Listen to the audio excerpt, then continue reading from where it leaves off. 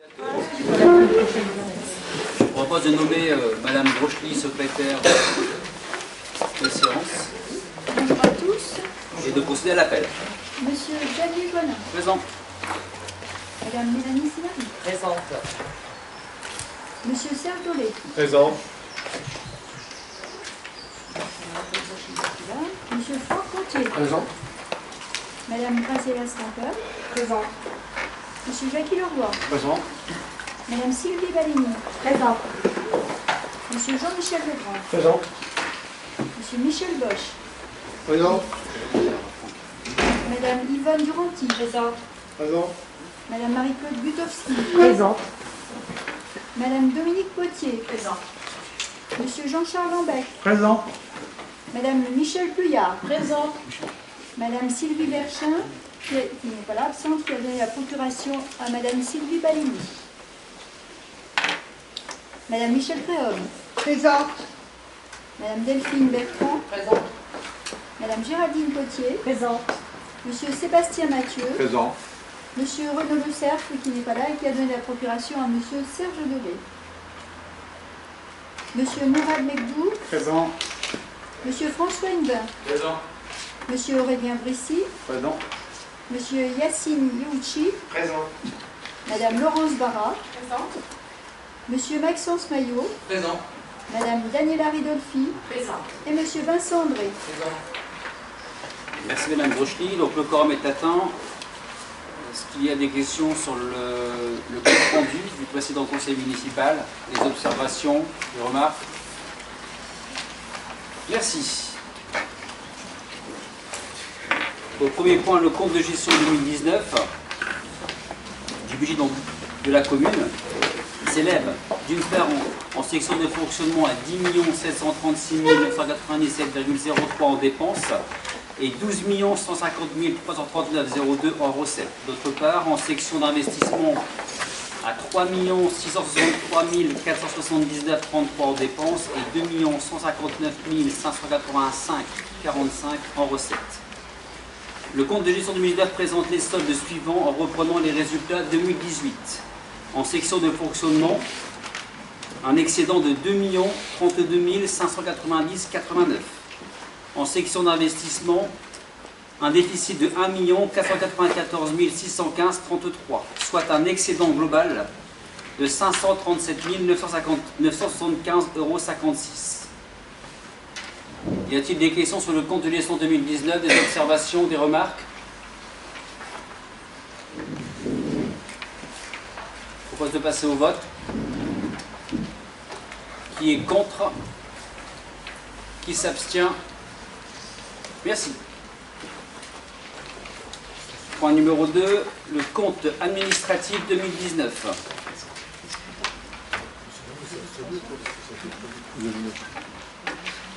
J'ai pas vu d'abstention. Le compte de gestion, M. Maillot et Mme Barra sont abstenus. Excusez-moi. Merci. Très bien. Donc, point numéro 2, le compte administratif 2019. Alors, le CA donc, du budget de la commune s'élève d'une part en section de fonctionnement à 10 736 997,03 en dépenses et 12 150 339,02 en recettes. D'autre part, en section d'investissement à 3 663 479 en dépenses et 2 159 585 en recettes. Le CA présente les soldes suivants en reprenant les résultats 2018. En section de fonctionnement, donc un excédent de 2 032 000. En section d'investissement, un déficit de 1 494 000. Soit un excédent global de 537 975,56 €. Ces chiffres sont conformes à ceux du compte de gestion du receveur. Alors, je vous ai fait une petite synthèse de ce compte administratif 2019. Donc, pour 2019, donc, ça reprend l'arrêté annuel des comptes, les dépenses exécutées pour chaque ligne budgétaire. Donc, pour 2019, les dépenses de fonctionnement, donc 10 736 000. Les recettes de fonctionnement sont de 12 150 000 et donc les dépenses d'investissement de 3 663 000 pour des recettes d'investissement à 2 159 000. Donc en reprenant les résultats de 2018, un excédent global de 537 975 € est dégagé. Les recettes de fonctionnement pour 2019, elles s'élèvent à 12 150 000. Alors que nous avions prévu 11 233 000 € de recettes.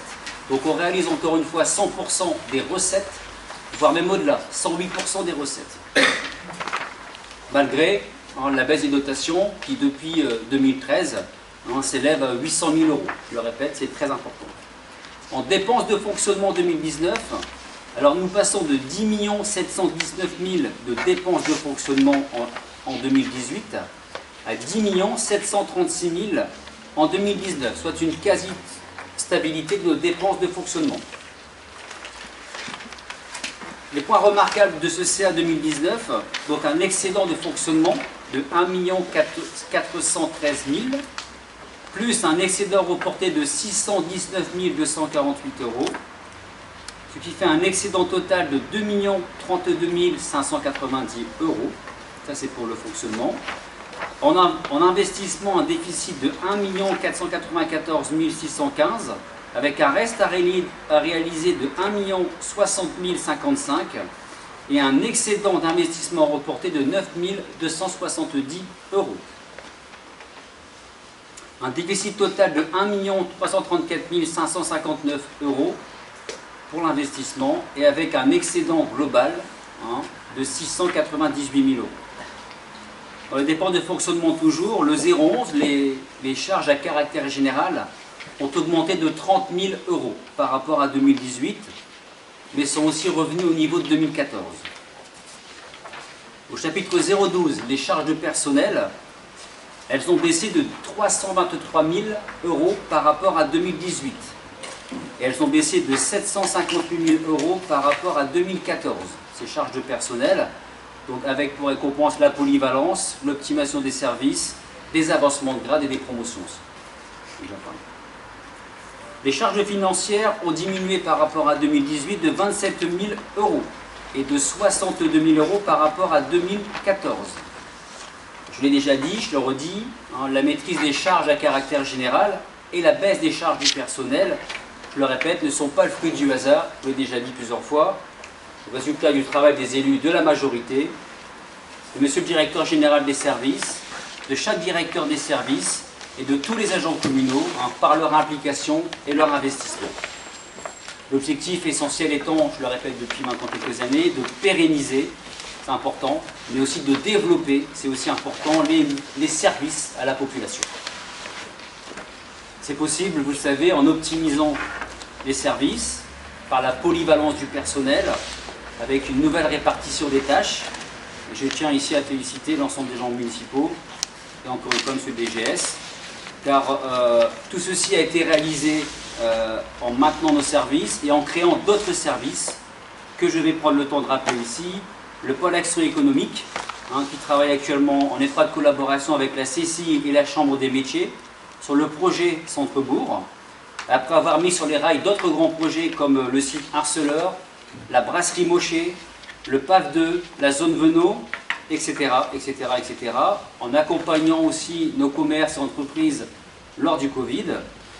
Le pôle ressources et compétences, qui a accueilli depuis sa création plus de 3000 personnes, c'est énorme, donc principalement des demandeurs d'emploi, mais aussi des étudiants.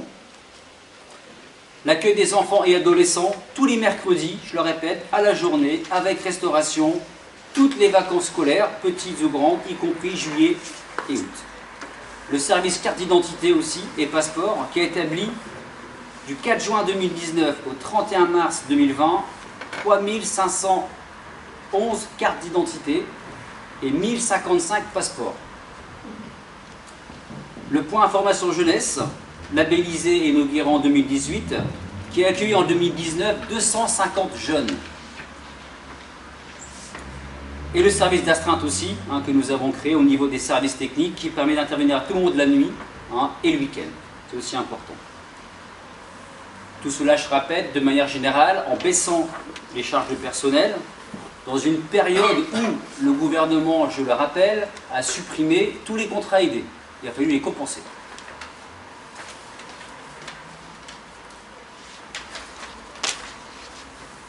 Oui, ce qui est aussi remarquable et important, c'est que tous les engagements pris en 2019 ont été payés en 2019. Il n'y a pas de report de dépenses, hein, il n'y a pas de décalage des dépenses sur l'année suivante. C'est la preuve d'un exercice en équilibre, hein, maîtrisé et en tout cas sincère. Avec la baisse globale de nos charges de fonctionnement et également, hein, déjà présenté lors du ROB, la baisse et la maîtrise de notre endettement, la situation financière de la ville est saine. Un seul emprunt depuis 2014, hein, avec la réhabilitation de notre église communale que nous avons eu l'honneur d'inaugurer au mois de février. Depuis 2014, hein, nous avons contribué, et nous continuerons à le faire, hein, à faire baisser l'endettement de la ville, et c'est là aussi une grande satisfaction. Pour l'investissement réalisé en 2019, l'an passé, donc, la majeure partie du budget a été consacrée à l'église, hein, mais aussi à l'aménagement de la rue de la Gare. Je rappelle, en 2019, 1 080 000 € pour l'église, 1 150 000 pour l'aménagement de la rue de la Gare, 100 000 € pour les travaux de voirie, trottoirs et parking, 30 000 € pour la clôture du cimetière, on y reviendra tout à l'heure, parce qu'il sera terminé cette année. Hein. Des fois on échelonne les dépenses, mais à la fin, voilà, on y arrive. 37 000 € pour le programme d'accessibilité dans nos bâtiments et espaces publics aussi. 75 000 € à l'entretien et à la réparation de nos bâtiments communaux. 100 000 € à l'acquisition de mobilier et d'équipements divers pour nos écoles. 41 000 € pour le remplacement de notre parc informatique. En conclusion, le CA 2019 reflète donc des choix politiques, hein, de la majorité municipale, établis bien entendu à l'écoute de la population et ses attentes, et bien entendu aussi en fonction de nos moyens budgétaires. Maîtriser les dépenses pour continuer d'investir, hein, de restaurer notre patrimoine et de maintenir et développer les services à la population. Voilà pour le CA 2019. Merci de votre écoute. Donc j'apporterai une réponse à chacun d'entre vous, à condition que vous levez chacun le doigt, hein, pour prendre la parole, et surtout écoutez-vous, respectez-vous, sans vous interrompre. Merci de votre attention. Est-ce qu'il y a des questions, des observations sur le CA 2019? Monsieur Maillot? Sur le CA, bon, comme vous l'avez dit, c'est une question de présentation, d'interprétation. Évidemment, on ne sera pas d'accord. J'avais juste deux questions. Ah si, quand même, vous êtes d'accord, là où je peux rejoindre dans ce que vous avez dit dans votre texte, c'est que c'est vrai que sur les cartes d'identité et les passeports, ça on peut considérer, quand on voit le nombre énorme de passages qu'il peut y avoir dans la collectivité, c'est une erreur fondamentale qu'a fait l'État de retirer ses compétences à toutes les collectivités, et c'est bien aux autres collectivités qui récupèrent le bébé d'assumer financièrement.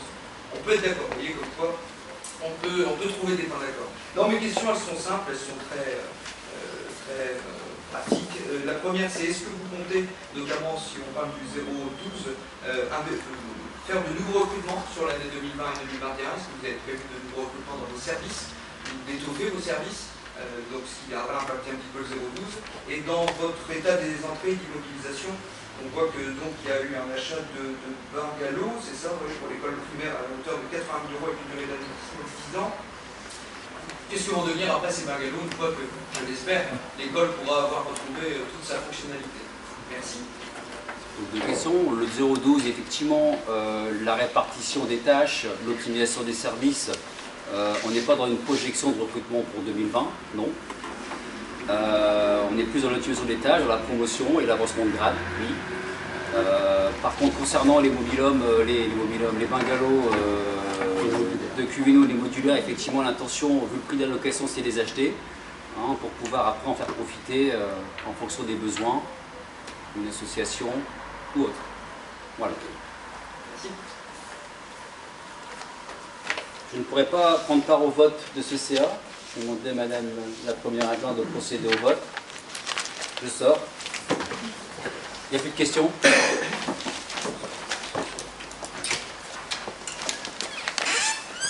Donc nous allons passer au vote.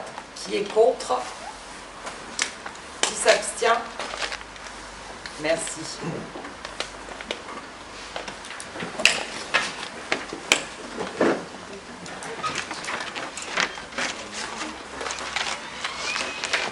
Merci. On continue. Avec l'affectation des résultats, nous considérons qu'il a lieu de statuer sur l'affectation des résultats d'exploitation de l'année 2019, considérant que le compte administratif présente un excédent de fonctionnement de 2 032 590,89 €, un déficit d'investissement de 1 494 615,33 €, considérant la reprise des restes à réaliser au 31 décembre 2019, le résultat d'investissement se présente comme suit. Un déficit d'investissement de 1 494 615,33 €, des restes à réaliser de 184 984,65 €, plus les restes à recouvrer des subventions des recettes de 345 559,72 €. Donc un résultat définitif d'investissement de moins 1 334 559,72 €. Il vous est proposé donc d'affecter une partie du résultat du fonctionnement 2018 pour couvrir le besoin de financement en investissement au compte 1068 à hauteur de 1 334 559,72 €. Par conséquent, l'excédent de fonctionnement sera imputé au compte 002, excédent de fonctionnement reporté pour le reliquat, soit 698 031,17 €. Y a-t-il des questions, des observations sur l'affectation des résultats? Je propose de passer au vote. Qui est contre? Qui s'abstient? Merci. Point numéro 4, vote des taux des 3 taxes. Considérant le résultat de l'exercice 2019, considérant les restes à réaliser en dépenses et en recettes à inscrire au budget 2020, considérant le produit fiscal nécessaire à l'équilibre du budget, il vous est proposé donc de maintenir le taux des 3 taxes tel que voté en 2012, à savoir taxe d'habitation 20,14%, taxe foncière bâtie 26,33%, taxe foncière non bâtie 68,71%. Voilà, pas d'augmentation comme depuis 2012. J'attends vos remarques, questions. Pas de questions, pas de remarques. Qui est contre? Qui s'abstient? Merci, M. Lam.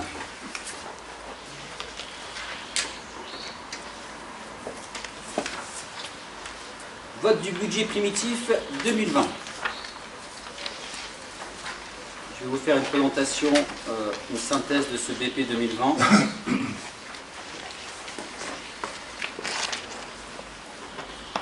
Alors, effectivement, ce BP 2020, il est présenté et élaboré en prenant les résultats de 2019 et les restes à réaliser en dépenses et en recettes, ainsi que les orientations présentées lors du ROB.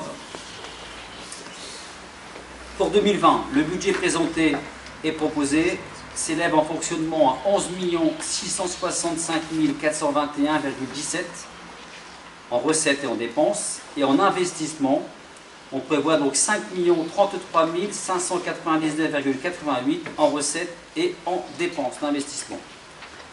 Pour le fonctionnement, tout d'abord les recettes de fonctionnement. Le remboursement sur rémunération du personnel, donc 40 000 €, sera identique à 2019. Le produit des services, 210 200 € sont prévus, contre 249 000 € reçus en 2019. Les impôts et taxes, on prévoit donc 8 273 850 contre 8 439 349 en 2019. Les dotations et subventions, on prévoit donc 2 123 140 € contre 2 199 000 € reçus en 2019. À cela s'ajoutent les produits de gestion et produits exceptionnels de 270 000 € contre 256 000 € reçus en 2019. On prévoit donc le montant global des recettes de fonctionnement qui devrait s'élever à 10 917 390 contre 11 183 000 € reçus en 2019. En conclusion, on constate donc, comme c'est écrit, une diminution de nos recettes de fonctionnement de 266 280 € par rapport à 2019, qui se justifie donc par la diminution de l'attribution de compensation octroyée par Valenciennes Métropole, donc moins 205 000 €, et quelques recettes en moins liées au Covid, telles que restauration, ALSH, pour environ 50 000 €. Pour les dépenses de fonctionnement, les charges à caractère général s'élèvent à 2 737 056. On avait déjà proposé au BP 2019 2 691 138. Pour comparaison, les charges à caractère général représentent 27,50% du budget des dépenses réelles de fonctionnement contre 25,72% au BP 2019. Une augmentation de ces charges à caractère général de 2% par rapport à l'an dernier, due, encore une fois, à l'augmentation du coût du combustible, eau, gaz, carburant et surtout électricité, 20% en plus en 2 ans. Les charges de personnel s'élèvent à 5 897 650 €, soit moins de 6 millions d'euros, contre plus de 6 129 000 € prévus au BP 2019. Je rappelle, pour la dépense en 2019, 5 892 000 € de charges de personnel. Pour comparaison, les charges de personnel représentent 59,27% du budget, contre 58,39% au BP 2019 et 57,78% constaté au CA 2019, soit une hausse de 1%, qui se corrigera bien sûr lors du CA 2020, sur les prévisions BP. Pour rappel, la moyenne des communes de notre strate est de 54,9%. L'objectif, bien sûr, étant de s'en rapprocher un maximum, en sachant que les services à la population sont nombreux et ne seront pas remis en cause. On maîtrise nos dépenses et on continuera de le faire et je m'en félicite. Autres charges de gestion courante sont de 957 215 € contre 1 376 200 € au BP 2019. On a réellement dépensé et constaté au CA 2019 1 366 000 €. Cette différence porte essentiellement sur la suppression de notre participation au Sovica. Les charges financières sont de 231 500 € contre 248 000 € au BP 2019.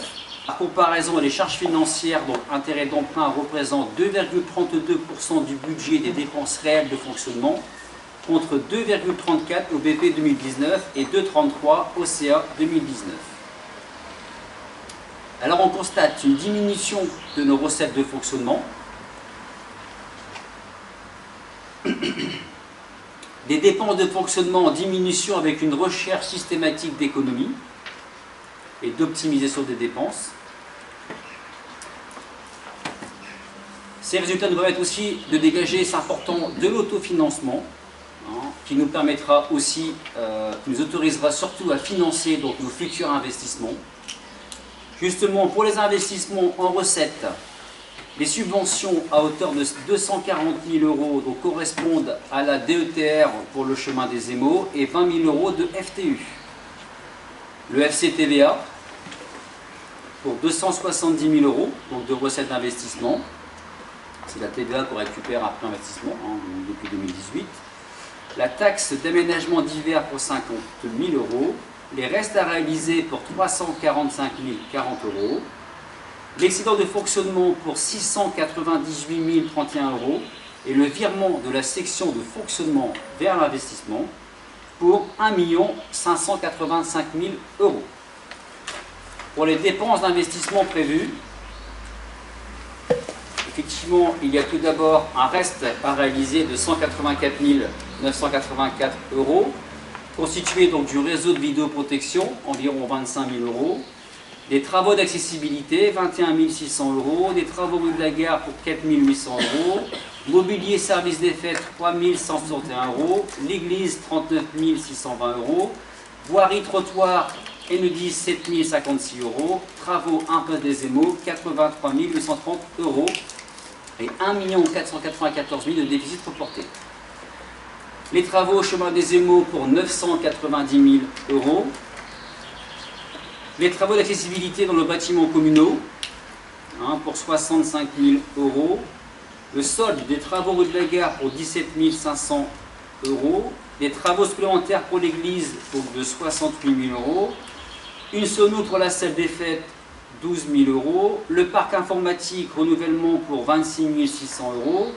150 900 € de divers travaux de voirie. 12 700 € pour finaliser enfin le mur du cimetière.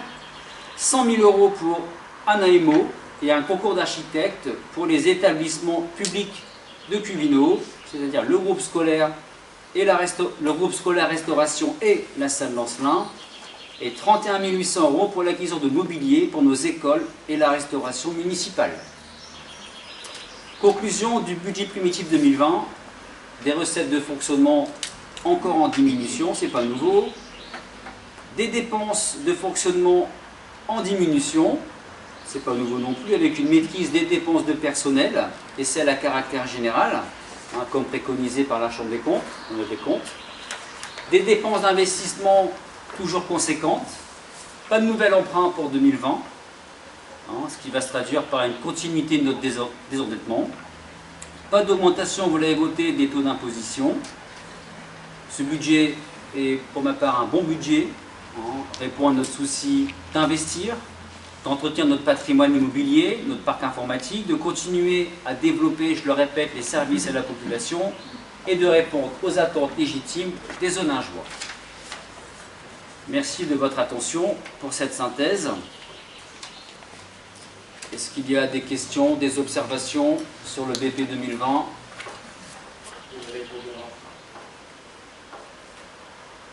Des questions, des observations, pardon ?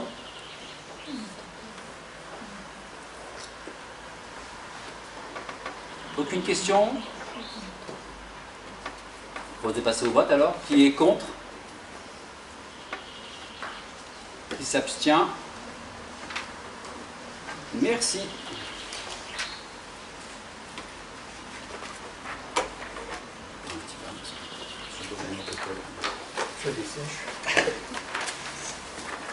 Point numéro 6, c'est subvention au Centre communal d'action sociale, le CCAS. Donc, il vous est proposé de reconduire la subvention de 510 000 € inchangée par rapport à 2019. Je tiens simplement à souligner le rôle important et prépondérant des agents du CCAS lors de la crise sanitaire du Covid. Cette année, ils ont fait un travail exceptionnel. Est-ce qu'il y a des questions, des observations sur la subvention au CCAS ? M. Maillot ? Oui, pas forcément sur la subvention elle-même, mais plus sur ce que vous venez d'aborder sur les agents. Concernant la prime sur les agents, je ne sais pas si la commune va délibérer ou compte attribuer une prime Covid pour ceux qui ont continué à travailler malgré le confinement, notamment les personnes qui ont eu des missions supplémentaires. Je ne sais pas si vous souhaitez me répondre, c'est pas sur la délibération. Mais... C'est pas un point de délibération. Ah bon ? C'est pas un point sur la délibération. Voilà, okay. Disons que je n'ai pas entendu après des arrêtés, des décrets gouvernementaux pour... voilà. Donc pas de prime pour les agents ? Je n'ai pas entendu après le gouvernement pour attribuer une prime aux agents. Okay. C'est ma réponse. Puisque, voilà, si on attend après des arrêtés, des fois, c'est pas toujours facile. Donc, j'ai pas attendu après les arrêtés gouvernementaux pour prendre une décision et de récompenser les gens municipaux qui ont été présents voilà, pendant ce crise sanitaire. Donc, ils ont une prime. Tout à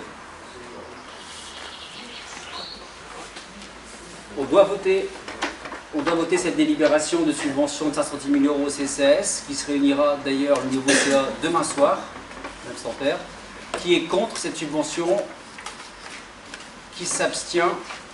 Merci. Point numéro 7, subvention accordée aux associations locales. Alors, chaque association, déjà, je voulais, avant de dire cette délibération, chaque association a reçu un courrier indiquant l'élu de référence.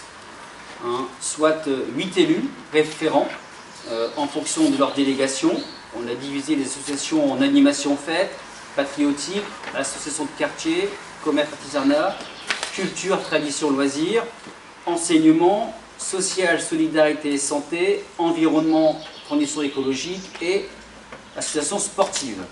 Soit 8 élus pour remplacer effectivement le travail que faisait Albert Barrois. Je vais encore une fois remercier et féliciter pour son travail. Donc chaque association essaie de remettre un courrier en mentionnant son lieu de référence.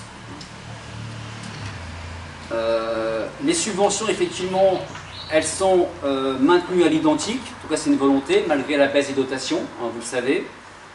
Avec aussi un soutien logistique, matériel et humain fort de la municipalité.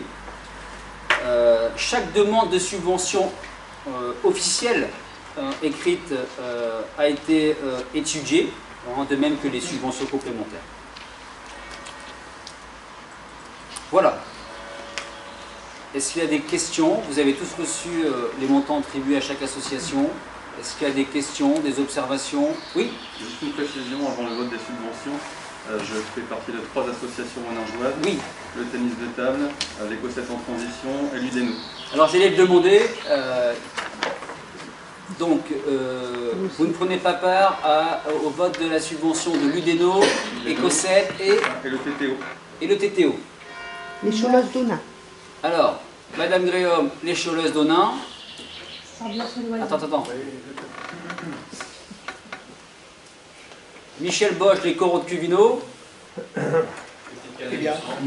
Monsieur Henvin, les Petites Canailles du Centre. C'est bien, les élus sont bien. Attendez, parce que... C'est bon. Ambiance et loisirs. Madame Bellini, Ambiance et Loisirs. L'association des donneurs de sang. D'abord, Marie-Claude. Ouais, l'association des donneurs de sang, Janine Lampis.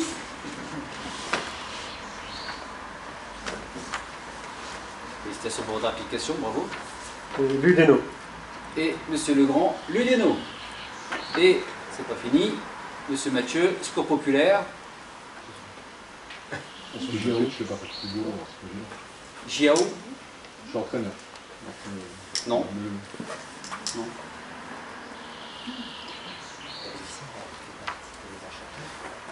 Non, mais elle n'est pas au bureau. Il faut vraiment être dans le bureau de l'association.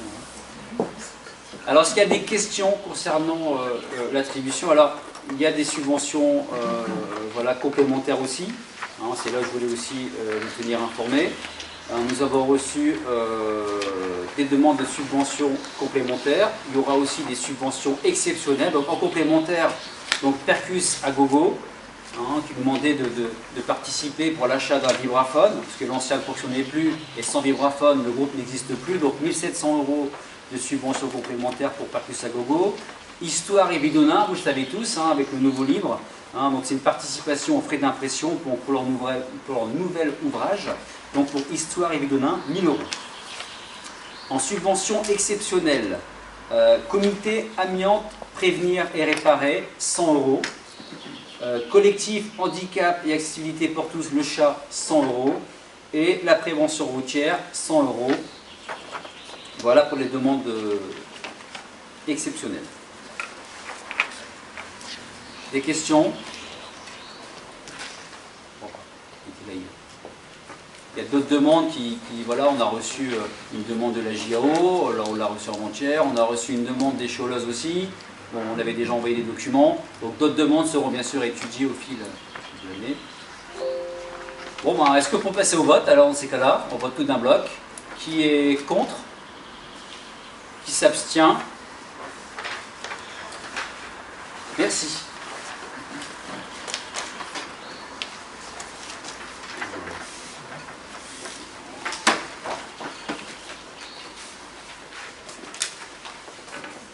Convention annuelle avec le phare Onain-Vic-Carouble. Vu la qualité des actions du centre social intercommunal Le Phare, vu l'agrément délivré par la CNAF, vu le projet de convention de budget prévisionnel proposé ici annexé, il vous est demandé de valider la convention d'objectifs et de financement, d'autoriser le maire à signer la dite convention à tous les documents en lien avec le phare, d'autoriser le versement de la subvention de 80 000 €. Petite parenthèse sur le phare quand même.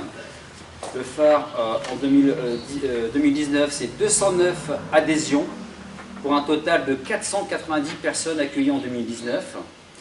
C'est 10 ETP, équivalent temps plein. C'est un budget global de 660 000 €, donc pour 2020, avec une subvention de la ville qui représente 12% des produits, des activités jeunesse pour les 12-17 ans, tous les mercredis après-midi, période de vacances scolaires, soit 760 heures d'accueil en 2019. Une collaboration, il est vrai, étroite avec les services de la ville et du CCAS. 20 personnes élues au sein du comité de projet du phare. C'est quand même 1700 heures de bénévolat en 2020, des actions autour de la santé, du soutien à la fonction parentale, de l'accompagnement scolaire, de l'insertion, du loisir créatif et du lien aussi intergénérationnel. Bien sûr en QPV, à Cuvino-Onin. Un agrément reçu par la CAF, c'est pas facile, donc 2020-2023. Des partenaires aussi, le conseil départemental, régional, la CAF du Nord, Valenciennes Métropole, le conseil européen, ainsi, ils n'ont pas mis la commune de Vic aussi et de Carouble. Voilà pour le phare. Est-ce qu'il y a des questions, des observations, des remarques sur la subvention de 80 000 € accordée au phare? Bon. On passe au vote. Qui est contre? Qui s'abstient? M. Maillot s'abstient. Madame Barra. Merci.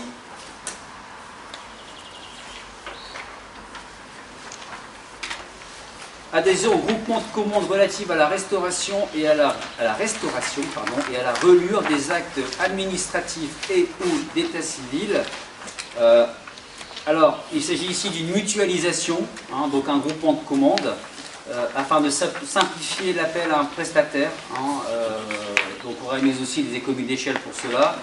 L'opération sera confiée au centre de gestion 59. Est-ce que ça doit amener des observations, des questions? Qui est contre? Qui s'abstient? Merci.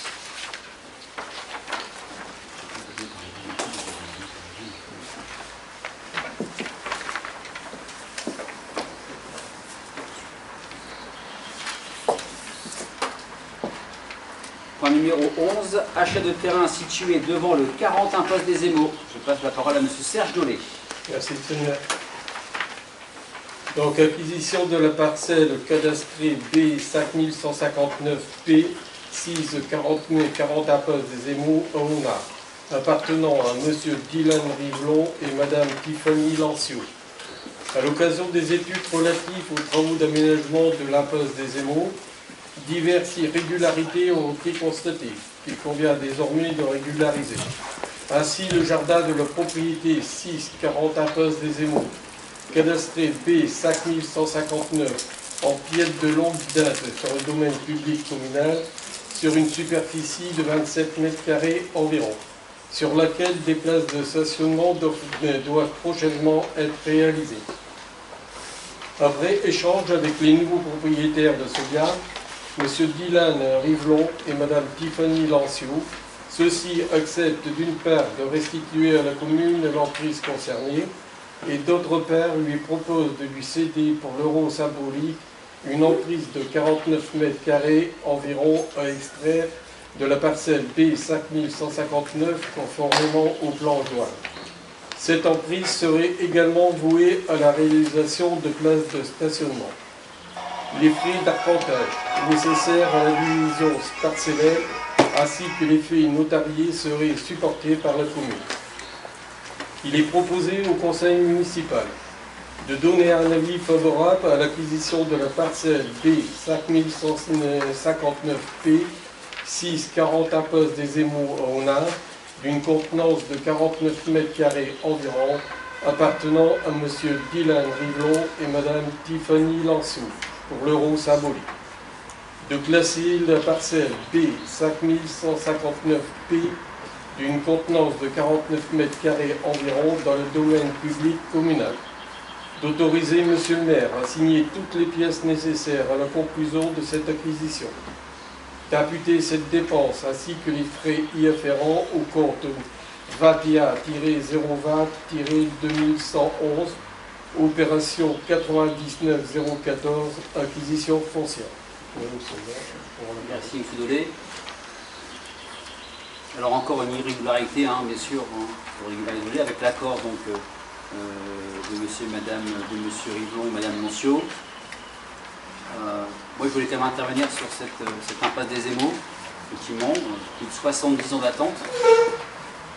Féliciter les services, féliciter aussi monsieur Dolé, parce qu'on travaille dans une impasse, croyez-moi c'est pas facile. On a dû aussi faire face à l'arrêt de chantier dû au Covid. Ça a duré plus de 2 mois et demi quand même. En plus, quand on fait des chantiers de cette envergure, d'autres petits problèmes qui sont venus aussi se rajouter. En tout cas, cette impasse des Émaux est en face d'être terminée. Les riverains en sont super contents. Donc encore une fois, féliciter M. Dolé, parce que c'est pas facile, en cas de travaux, les services techniques. Et en tout cas, je voulais aussi dire qu'à Onnaing, aujourd'hui, on fait des voiries comme ça, sans faire d'emprunt quand même. Ça coûte plus d'1 million d'euros, et on le fait sans aucun emprunt. Voilà, encore une fois, dû à notre crise de fonctionnement. Voilà, merci M. Dolé. Est-ce qu'il y a des questions sur cette irrégularité aujourd'hui rectifiée? Des observations? On passe au vote. Qui est contre? Qui s'abstient? Merci.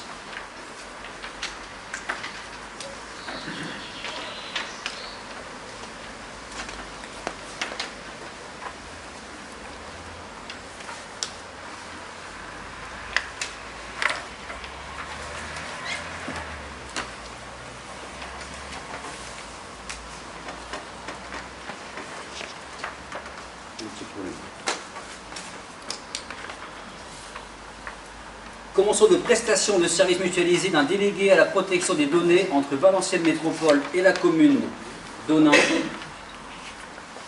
C'est pas grave, on va faire ce point-là d'abord, c'est pas grave.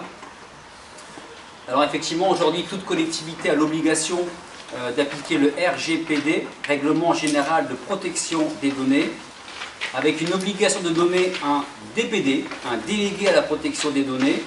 Alors on a essayé de rechercher en interne l'agent qui pouvait correspondre au profil, en tout cas à la tâche. On n'a pas trouvé. Parce que la charge de travail est quand même assez importante quand même. Voilà. Il faut savoir que toute collectivité est passible d'amende, donc il faut absolument qu'on se mette et qu'on respecte ce RGPD, ce Règlement Général de Protection des Données. Et cette délibération permettra d'être dans les clous avec ce délégué à la protection. Bon, ça nous coûte 3 000 € par an. On a cherché en interne un agent, pas possible. Donc voilà, on propose donc de délibérer sur cette convention avec l'AGLO. Est-ce qu'il y a des questions, des remarques là-dessus? Qui est contre? Qui s'abstient? Merci.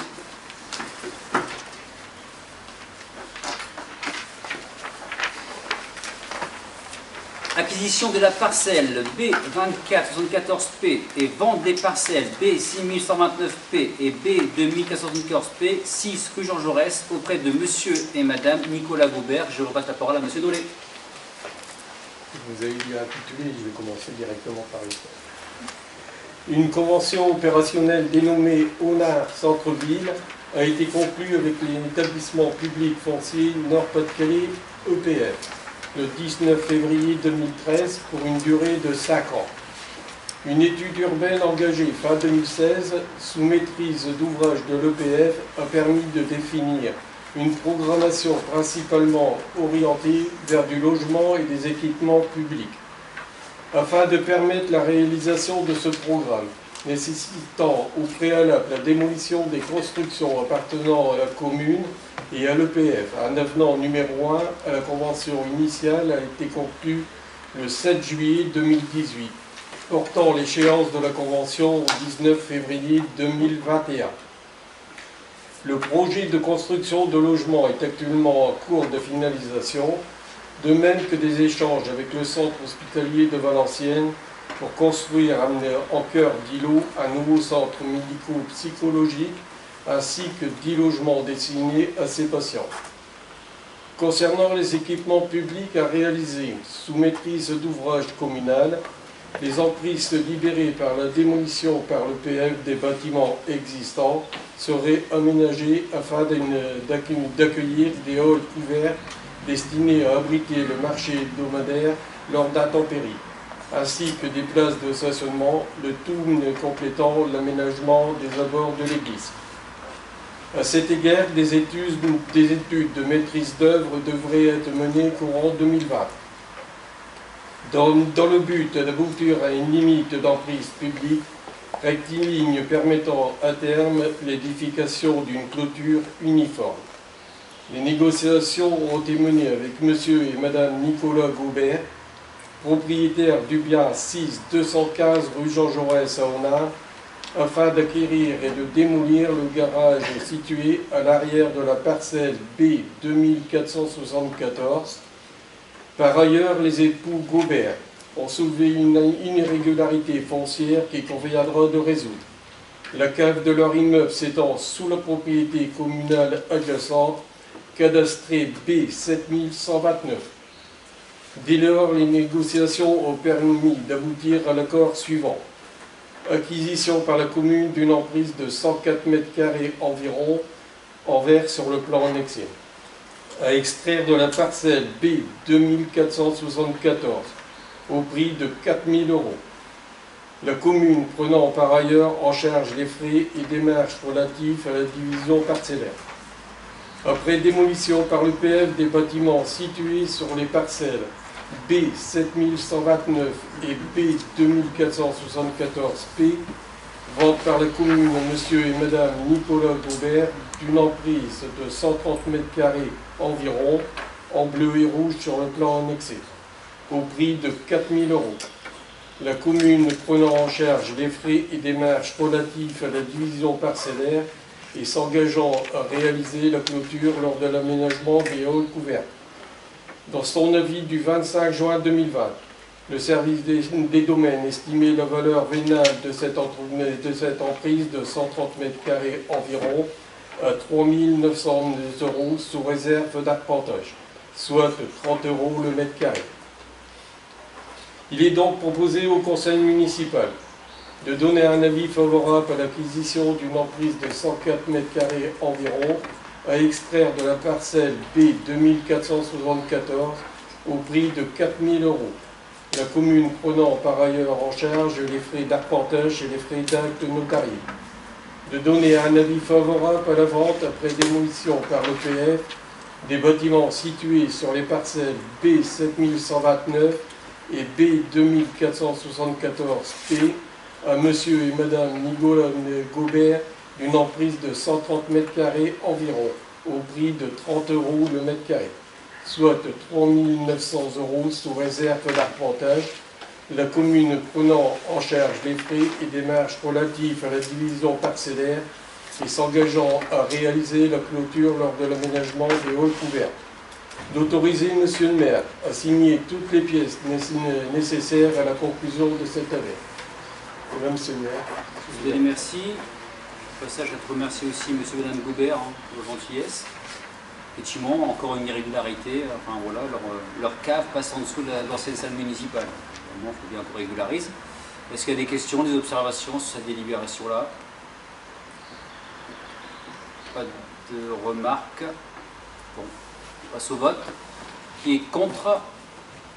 Qui s'abstient?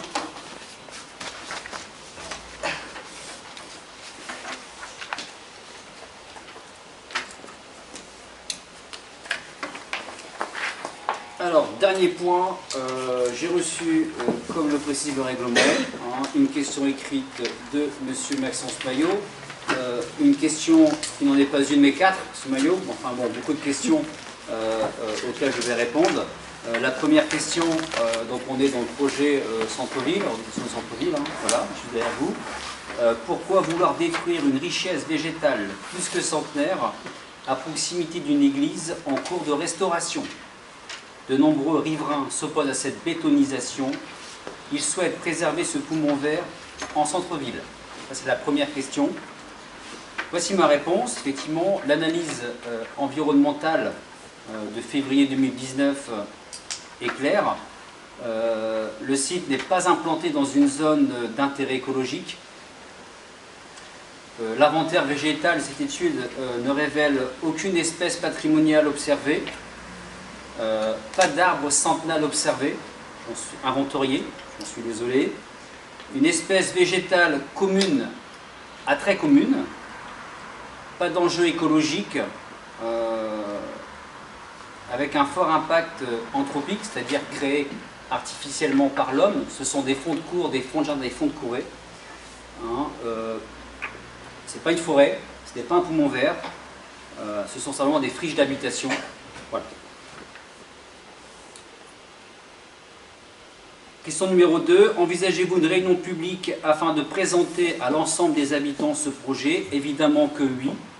Je l'ai déjà annoncé d'ailleurs. Voilà. Par contre, en phase d'esquisse, on ne peut pas présenter une esquisse architecturale du projet. On attend d'autres esquisses un peu plus affinées. Le projet est défini, mais l'esquisse architecturale est à définir encore. Et évidemment, comme tout autre grand projet à Onnain, il y en aura d'autres, croyez-moi, dans la rénovation aussi de Cuvillot. J'étais en copie tout à l'heure à Valenciennes Métropole. Voilà, il y aura d'autres grands projets à Onnain. Et évidemment, comme nous avons fait des rendez-vous citoyens pendant la campagne électorale, on fera aussi des réunions publiques avec tous les Onningeois. Tous les Onningeois et pas spécifiquement une rue ou un quartier. Question numéro 3. Pourquoi ne pas intégrer l'arbre d'or au titre de l'article L 151-23 du Code de l'urbanisme concernant la délimitation de sites ou secteurs à protéger pour la préservation et le maintien de la continuité écologique? Je répète, le site ne présente pas d'intérêt écologique. Il n'y a pas non plus de continuité écologique, parce que l'étude menée montre et précise que les sites ne font pas partie de la trame verte. Voilà. Il y avait encore une question, pardon, la question 4. Pourquoi ne créez-vous pas une commission ad hoc avec les élus de la majorité et de la minorité, ainsi que des personnes extérieures? Là, je vous réponds qu'on a été élus pour mener à bien un projet, comme tous les projets présents dans notre programme électoral, pour laquelle aussi nous venons juste d'être élus. J'ai pas envie de recevoir de leçons de démocratie participative juste après une élection municipale et un programme qui a été donné en noir et blanc et en couleur aux Onningeois. La concertation, je le dis clairement, elle a déjà existé longuement avec les Onningeois, lors du porte-à-porte, lors des rendez-vous citoyens, lors du questionnaire aussi qu'on a envoyé pendant la campagne. Elle se poursuivra avec cette réunion publique. Au même moment, il y aura aussi une autre réunion publique sur un projet important qui nous mènera vers Cuvillot cette fois-ci, où je présenterai des propositions claires aux Onningeois. Je répète, la réunion publique concernera, je répète, tous les Onningeois. Cette opération de cœur de ville, vous l'avez signalé, M. Maillot, c'est un projet important pour l'avenir de notre ville. Sur l'introduction de votre question écrite, oui, c'est un projet important. Je répète, il y en aura d'autres. Un projet très important, un projet de logement et un projet aussi de dynamisme pour nos commerces. Et je répète, un projet qui concerne, au-delà d'une rue, tous les Onningeois. Voilà ma réponse, M. Maillot. Merci à vous pour ces questions écrites. Je n'ai pas reçu de décision. Pas de décision. Merci à tous de votre attention. N'oubliez pas de venir signer le procès verbal. Bonne soirée à tous et bonnes vacances pour certains et pour moi-même. Merci beaucoup.